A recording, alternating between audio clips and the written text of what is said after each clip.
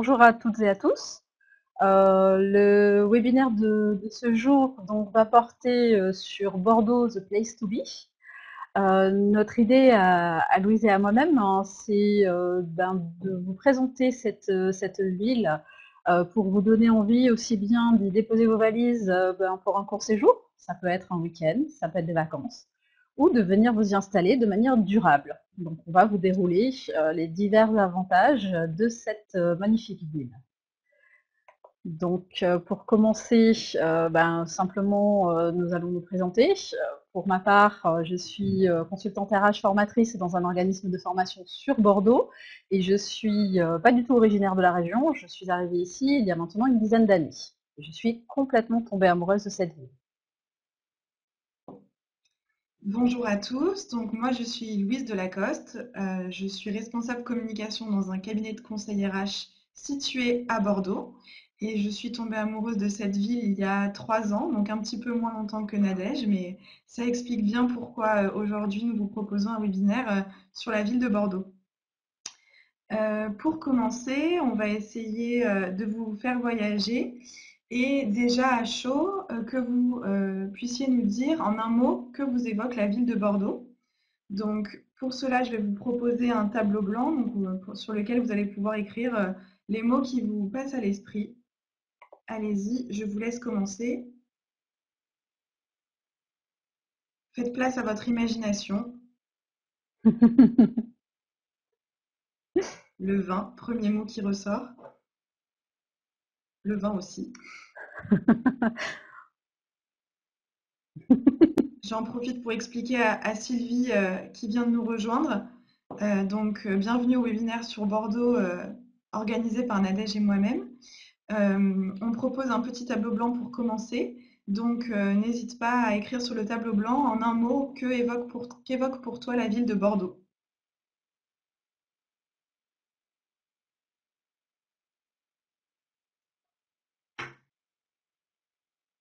Que des belles choses en tout cas, entre le vin, le soleil et la mer.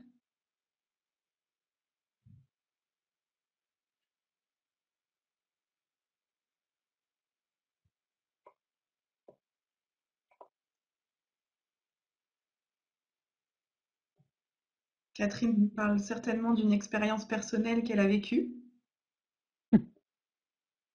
au stade. Bon, que des belles choses. Est-ce que tout le monde a pu donner son avis? Ah, je vois que... Ah, Bouchon, effectivement. Le côté un peu noir de la ville. Pas Mais bon, que. on Nous l'oublie verrons face que à tout pas ce qui se que. passe autour.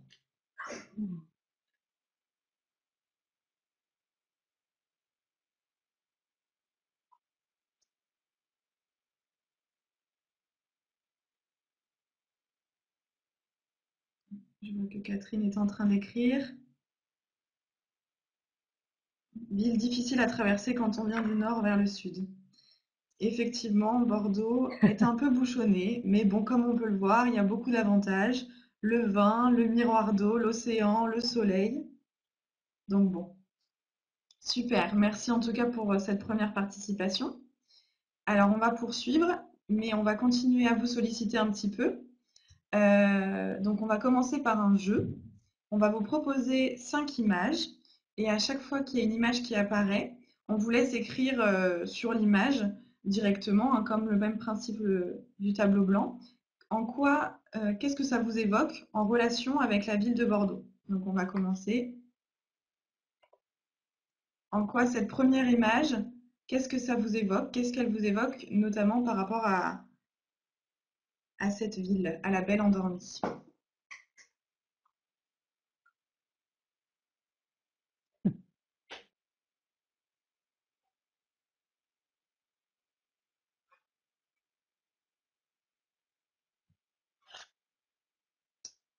Je vois que les bonnes réponses affluent. Piste cyclable, des vélos à disposition,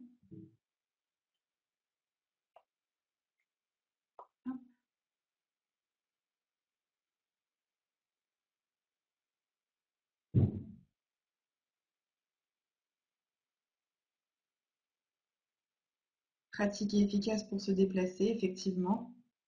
la piste sur les quais, le trajet pour aller au travail pour Éléonore, plutôt agréable. Alors, Alors, du coup, pour rebondir sur vos réponses, en fait, Bordeaux est la 6e ville au top mondial des pistes cyclables.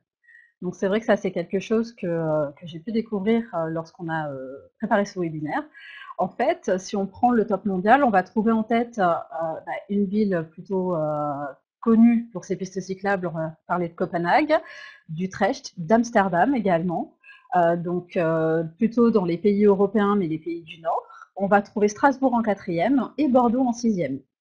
Ce qui fait qu'on a de nombreuses actions qui sont mises en place au niveau de la ville. On sait que récemment, le pont de Pierre est réservé aux piétons et aux vélos depuis le 1er août 2017. Il y a tout un travail qui est mené autour des aménagements cyclables qui ont fait passer le nombre de kilomètres de 1000 à 1200 kilomètres en 2017 par exemple. Donc un accroissement très fort du nombre de kilomètres de pistes cyclables et une augmentation en parallèle du nombre de pratiquants. Pareil, sur la même année, en 2017, plus 33% de pratiquants sur Bordeaux et la métropole. Donc du coup, on a tout un plan vélo métropolitain qui permet d'assurer une meilleure sécurité des cyclistes, notamment sur les boulevards, qui sont surtout réservés aux voitures actuellement.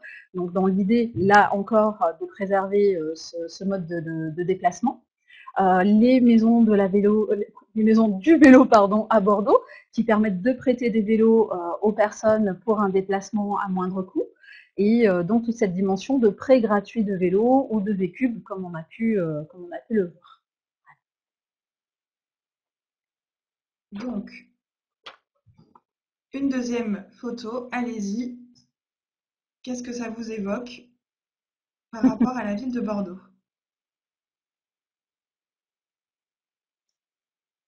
Et j'en profite pour rebondir sur ce que Florence a dit en parallèle. Première ville avec piste cyclable fluorescente aussi, et c'est vrai, effectivement, pour la nuit.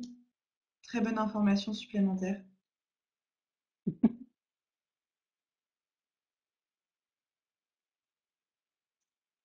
Catherine, tu peux écrire directement sur la photo si tu veux.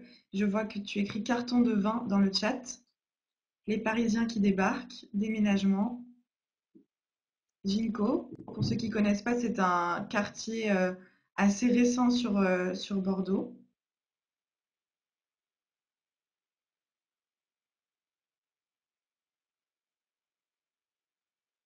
Beaucoup d'installations. Et en haut, Éléonore nous dit nombre croissant d'habitants.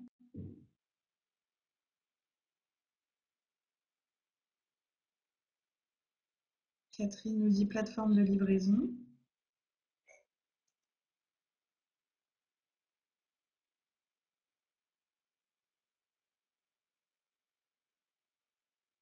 Alors, la bonne réponse se cache parmi toutes ces réponses. Hop, voilà, on Alors s'arrêtera oui, ici. donc en effet, Bordeaux est en fait la ville française idéale où déménager. Donc si vous hésitiez encore à venir vous installer, foncez, foncez. On a vu les Parisiens débarquent, oui, alors ne les laissez pas venir seuls, n'hésitez pas à venir vous installer également. Bordeaux est une ville qui a un accroissement très fort du nombre d'habitants, plus de 23 000 habitants en quelques années. C'est vraiment une croissance impressionnante. Les bonnes raisons d'emménager à Bordeaux sont multiples. C'est une ville dynamique et en même temps qui reste à taille humaine. Donc on n'est pas encore sur les désagréments de la capitale. On a un cœur de ville qui est peu accessible aux véhicules. C'est vrai qu'il y a ce centre-ville qui a été préservé, qui est chaque premier dimanche du mois complètement fermé à la circulation des véhicules. Il y a de nombreux monuments, plus de 350 qui sont classés aux monuments historiques et de nombreux hectares classés au patrimoine mondial de l'UNESCO. Il y a quand même un taux d'ensoleillement important, plus de 80 jours d'ensoleillement par an. Ça paraît pas beaucoup parce que c'est vrai qu'il pleut pas mal quand même à Bordeaux, mais la pluie dure jamais très longtemps et on a très vite du soleil. Et ensuite, on a un coût de la vie qui reste aussi relativement accessible, toujours en comparaison avec les autres grandes villes françaises.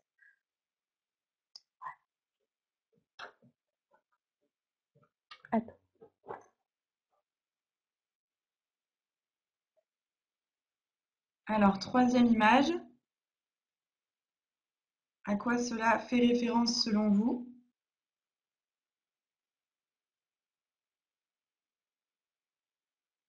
Cannelé.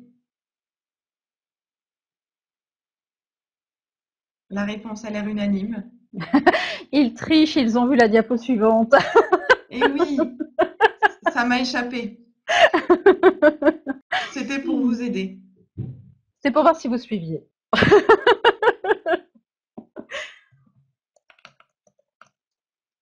Donc en effet, la réponse est unanime. Je crois que là-dessus, il n'y a aucun doute.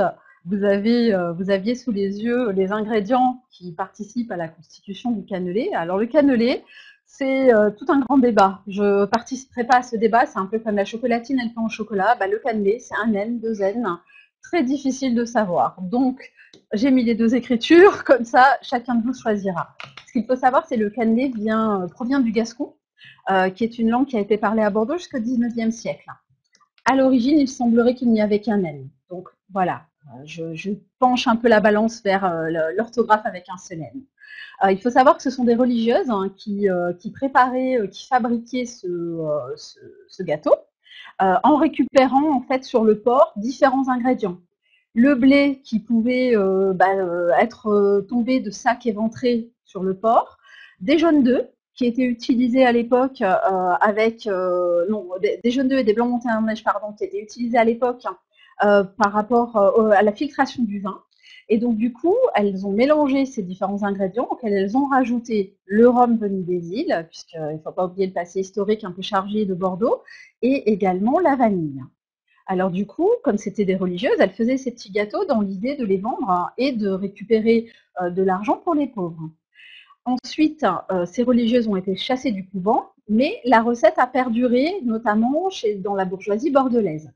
Depuis, la tradition se perpétue et la recette a été améliorée, remise au goût du jour par de nombreux chefs pâtissiers. Et donc, on trouve maintenant ce délicieux petit gâteau qui est vraiment, si vous ne le connaissez pas, là encore, je vous invite à le déguster.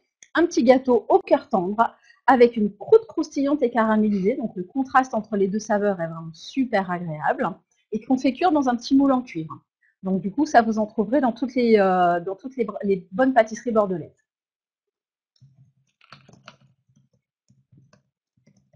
Je crois que tu as réussi à faire saliver. Catherine nous demande une dégustation.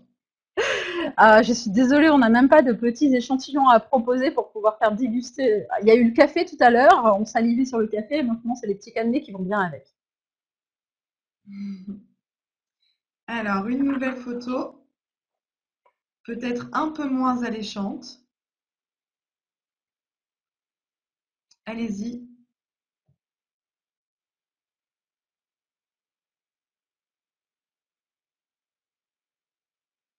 La lamproie.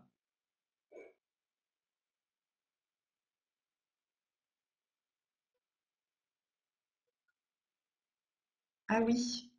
Qui nous dit ah oui? Jean-Louis.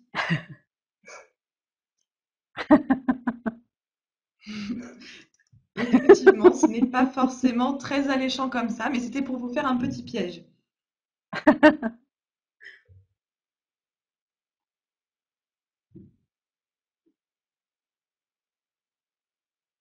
Monstre, Je Meg, suis très blague, impressionnée. poisson.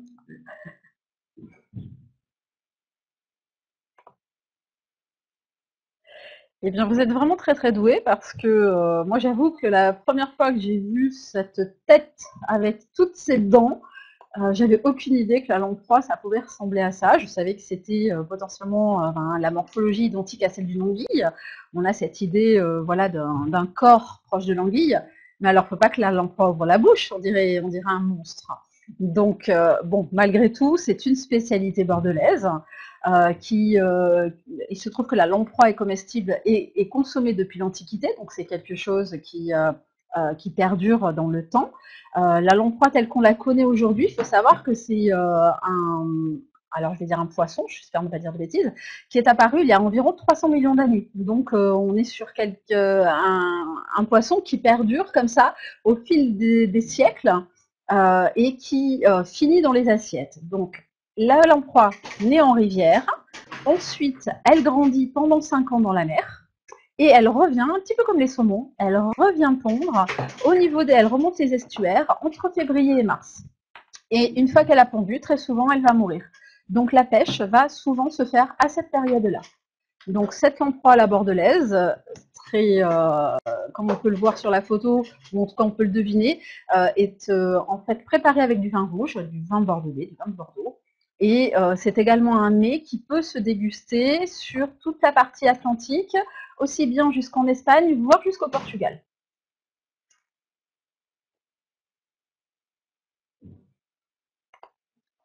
Allez, une petite dernière photo pour vous faire voyager encore un peu plus. Qu'est-ce que ça vous évoque par rapport à Bordeaux? Alors, on a la dune du Pilat.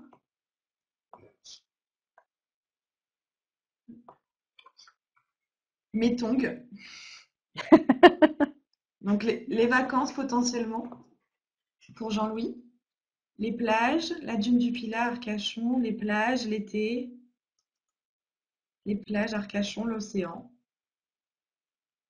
Effectivement, vous avez vu juste. Bien oui, là encore, on voit que vous connaissez pas mal la région, j'ai l'impression, vous avez déjà dû venir dans le coin. Bordeaux est une ville qui est à moins d'une heure de l'océan. C'est quand même un véritable avantage. Donc du coup, on est aussi bien à moins d'une heure du bassin d'Arcachon que de la Cano, ce qui permet de se prélasser au soleil et de pouvoir faire cela parfois après la journée de travail, un aller-retour très rapide. Donc c'est un vrai, vrai avantage. Il y a de nombreux endroits sympathiques. On peut citer le Porge, on peut citer le port ostréicole d'Andernos, le Cap Ferré. Et du coup, on peut avoir de quoi satisfaire un petit peu les envies de tous, puisque du coup, vous allez avoir aussi bien des endroits un peu plus sauvages que des endroits un peu plus citadins.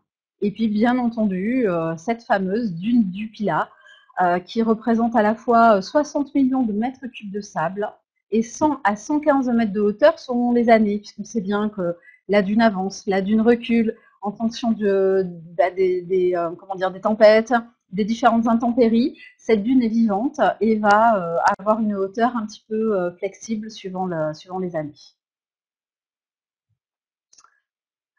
Donc, Alors, pour merci à poursuivre, tous pour votre participation. Pardon, je te laisse. non, je t'en prie. Pardon, donc pour poursuivre, on va être un petit peu plus dans un échange sur des informations autour de Bordeaux, sans forcément vous interpeller autant qu'on vient de le faire sur cette première partie.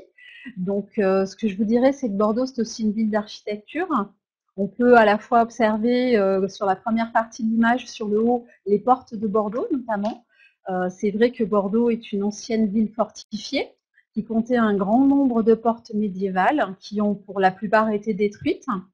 Il y a à l'époque, sous l'impulsion de l'intendant Tourny, de nouvelles portes qui ont été construites.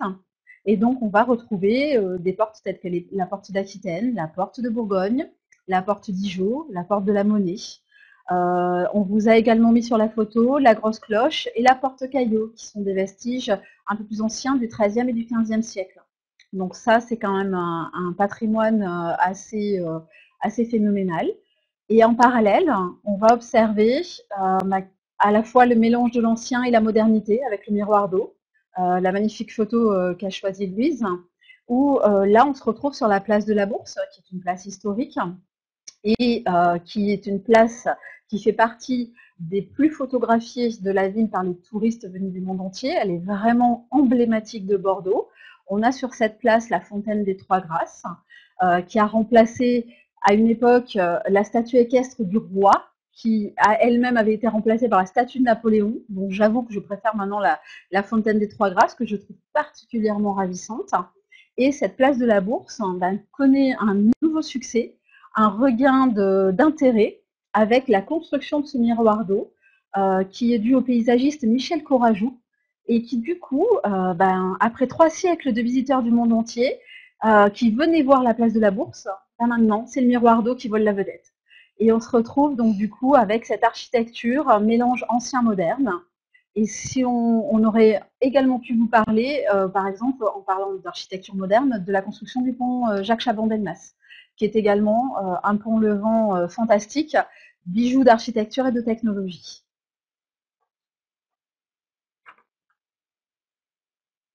Ensuite, on va vous parler, pour faire le rebond, avec les bouchons tout à l'heure, mais je pense que la personne qui avait écrit bouchon ne pensait pas au même que ceux qui sont sur cette diapositive. On va vous parler de gourmandise. On a abordé les cannelés, mais il y a aussi les bouchons.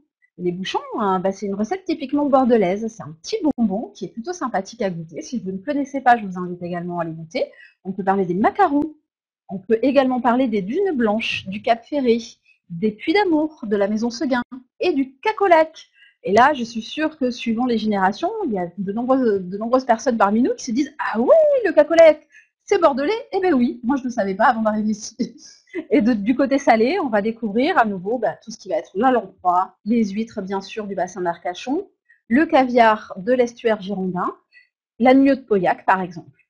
Donc, toute cette gourmandise, il y a bien quelque chose qui en ressort. Ben oui, figurez-vous que Bordeaux détient un record. Il y a un restaurant pour 258 habitants. C'est donc la première ville française en nombre de restaurants par habitant, devant Lyon, qui est pourtant très réputé pour sa gastronomie, et devant Nice. Donc, pas peu fier d'avoir ce record-là, en tout cas pour moi qui suis une énorme gourmande, vous l'aurez deviné.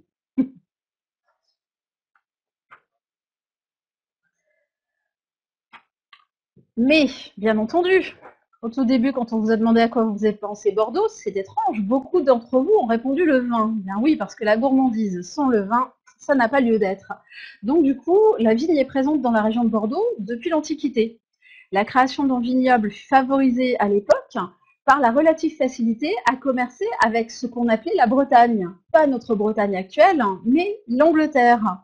Et du coup, ce commerce-là a permis de créer en effet ce pôle viticole avec 117 200 hectares cultivés, une production de 5 à 6 millions d'hectolitres de vin par an. La Gironde se retrouve comme le troisième département viticole français, derrière l'Hérault et derrière l'Aude. Et comme on le sait, ou peut-être pas, le vignoble bordelais se découpe en plusieurs pays viticoles. Je pense que certains vont vous parler. Et il y a l'Entre-deux-Mers, il y a les Graves, il y a le Médoc, le Blayais, le Libournais, et de nombreuses appellations qui sont différentes au sein de ce vignoble en fonction des terroirs, c'est-à-dire les types de sol, les cépages cultivés, les pratiques de culture et les vinifications. Louise va vous proposer un petit jeu à ce sujet. Alors, un nouveau tableau blanc pour ne pas s'endormir sur tout ce que vous raconte Nadège. À vous de faire place à votre tête. Quelles sont les différentes appellations que vous connaissez de Bordeaux? Nadège vous en a donné quelques-unes déjà, mais est-ce que vous en connaîtriez d'autres? Allez-y, faites-vous plaisir.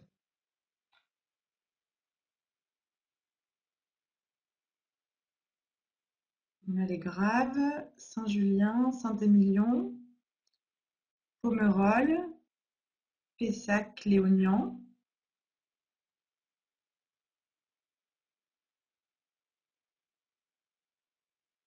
Blaye, Pessac une seconde fois.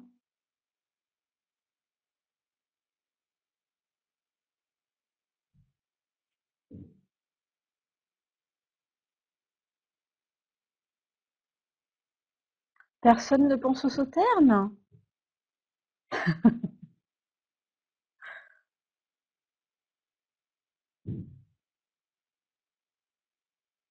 Ça y est, on a fait le tour, je crois. Ils n'ont pas plus d'idées que ça. Nous avons peu de connaisseurs. Moi, je suis très surprise. Les blancs moelleux, oh, le cadillac, le loupiac, le sauterne. Là, c'est mon petit péché mignon. Et toi, Louise? Sainte-Croix-du-Mont. Oh, oh. Je pense Bon, qu'on très va nous bien. demander une dégustation. Ah non, Éléonore n'aime pas le blanc moelleux, tant pis. Alors, pour poursuivre, parce qu'on ne peut pas faire que manger et boire, il y a aussi un point important à Bordeaux, c'est que la ville est soucieuse de son impact écologique. En effet, la ville a mis en place de certaines actions. Elle s'est engagée à une gestion des espaces verts plus écologiques et plus durables, c'est-à-dire qu'il n'y a plus de pesticides dans les jardins. La fertilité des sols est uniquement assurée par des engrais naturels. On réduit l'arrosage par diverses techniques. Il y a un suivi de la faune et de la flore sauvage, donc vraiment une volonté de préserver également ce patrimoine. Et en parallèle, avant de parler de la suite, il faut savoir aussi que ces efforts du coup ont été récompensés, puisque du coup il y a des labels éco-jardins qui ont été attribués à 14 parcs et à un cimetière. Ça peut paraître anecdotique, mais c'est un lieu particulièrement végétalisé. Et Bordeaux vient d'obtenir sa 3e fleur du label Ville et Villages Fleuris. Donc c'est quand même un vrai effort qui est tourné vers ces espaces verts. Et en parallèle, en effet, on va retrouver Darwin, qui est sur la rive droite de Bordeaux, pour ceux qui ne connaissent pas, qui va être en bord de Garonne, à 2 pas du tramway du centre-ville. Et c'est un projet éco-responsable. Donc en fait, c'est un projet éco-responsable qui a été mis en place dans des bâtiments qui ont été construits en 1850, qui ont servi pendant un temps d'entrepôt, puis qui sont devenus une caserne militaire. Et plus récemment, un publicitaire chef d'entreprise qui s'appelle Philippe Barre a eu l'idée d'un nouveau mode de vie en ville. L'idée, c'était de mélanger des bureaux, des espaces verts et la culture urbaine. Donc du coup, cet écosystème s'appelle Darwin et on peut y retrouver des entreprises, des associations culturelles, une vraie vie de quartier et également de nombreux graphes, puisque des street artistes ont un petit peu squatté différents endroits pour pouvoir exposer leurs œuvres en direct sur les murs de ces bâtiments. Et bien sûr, Jean-Louis, Alors, j'allais oublier le skatepark.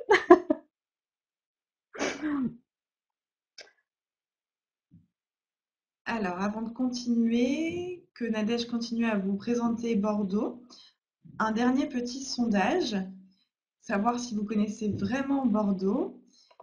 Alors, c'est parti. Une seule question. Savez-vous de quoi a été inspirée la Cité du Vin, la forme de la Cité du Vin?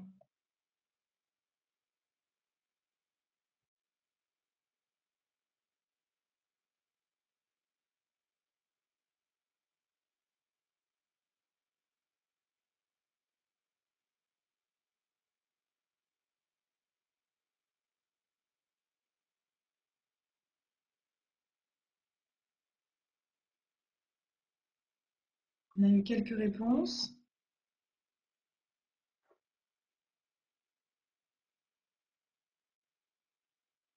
Je demande que Jean-Louis s'il souhaite répondre et on pourra vous dévoiler la réponse qui a été trouvée par une personne.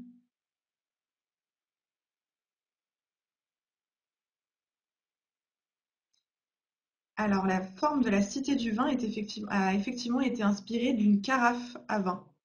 Donc, du coup, vous allez pouvoir voir sur cette photo. J'ai vu Éléonore se réjouir et lever les bras. Bravo.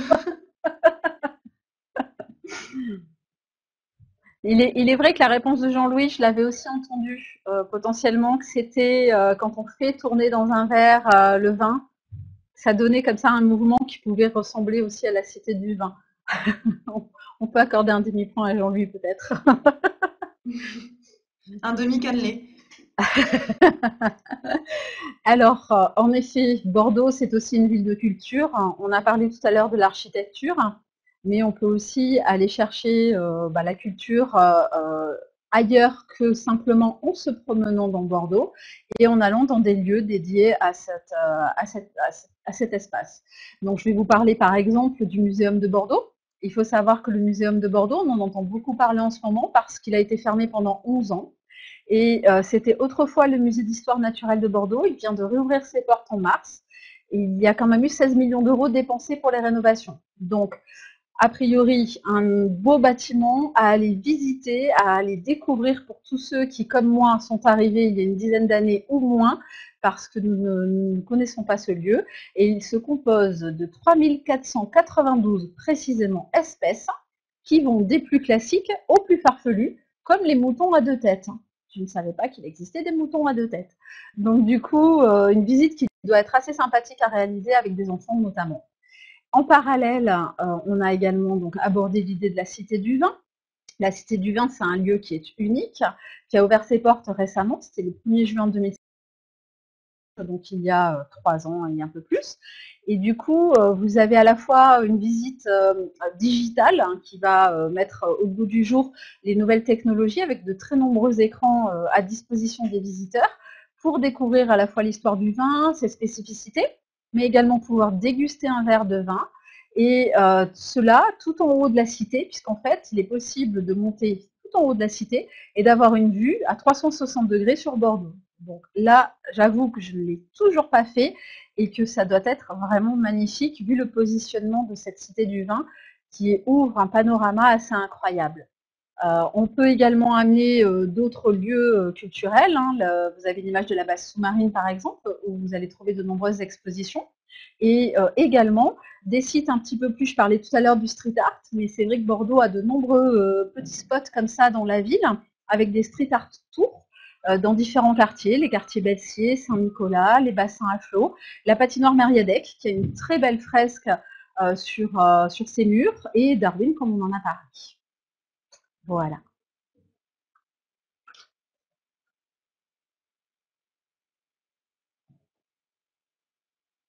Donc pour finir, Alors, hein, nous la question. espérons Hein. que... Vas-y, je t'en prie. Non, non, vas-y. J'allais dire pour finir la question. Alors, envie de déposer vos valises dans la belle endormie. Et je passe la parole à Louise. Et donc, du coup, on va vous laisser y répondre avec ce petit sondage. Qu'est-ce qui pourrait vous inciter à venir poser vos bagages à Bordeaux en espérant vous avoir convaincu à travers ce webinaire? Et une deuxième petite question justement sur le webinaire.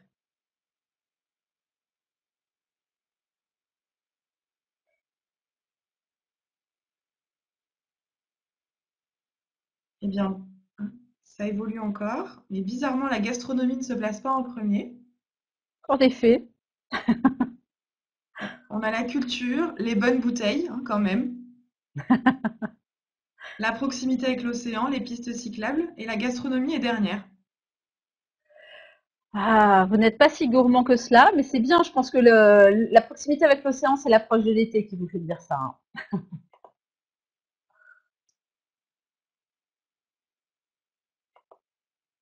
Catherine dit qu'elle arrive, donc super, je pense que le job a été Le fait. job est fait. Bravo Louise. Merci à tous pour votre écoute. Merci.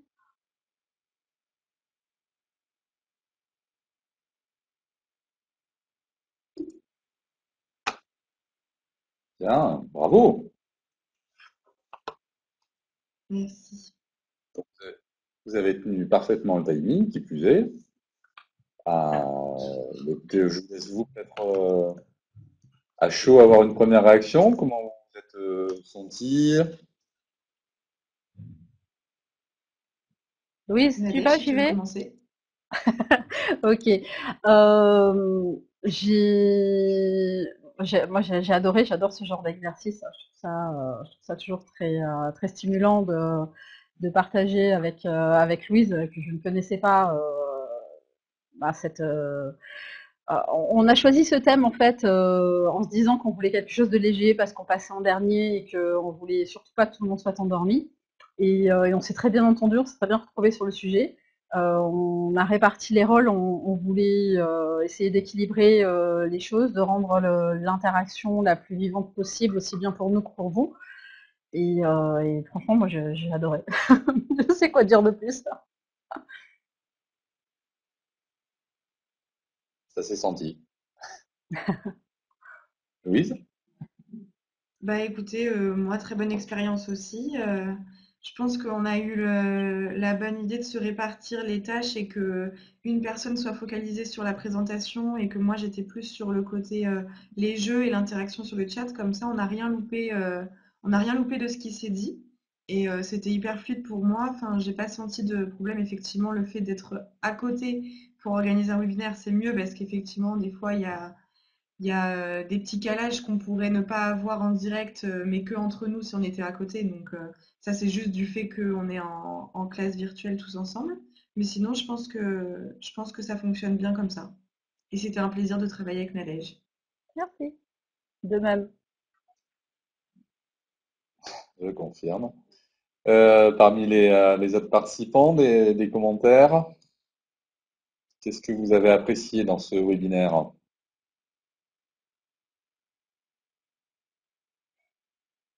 Catherine, Éléonore, Florence, Nathalie, Sylvie?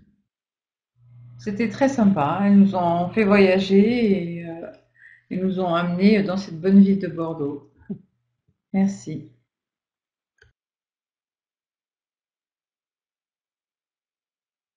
Vas-y, Florence. Je prends la parole du coup. Moi, pareil, j'ai trouvé que c'était plutôt dynamique, donc voilà, on s'est pas endormi. Et puis le côté aussi très image en fait, qui est assez plaisant. Voilà, donc on avait aussi pas mal utilisé. Finalement, je pense que c'est important quand même de laisser des images, d'autant que parfois le son peut bugger un petit peu. Donc au moins on a l'image en soutien.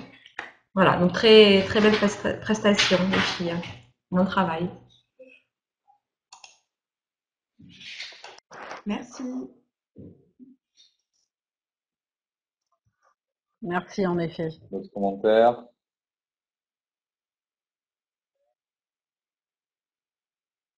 Non, c'est vrai que c'était très vivant, du coup, et très rythmé tout au long du webinaire, sans que ce soit trop rapide non plus. Ce qui est vrai que votre répartition a fait que vous n'êtes pas marché sur les pieds l'une de l'autre.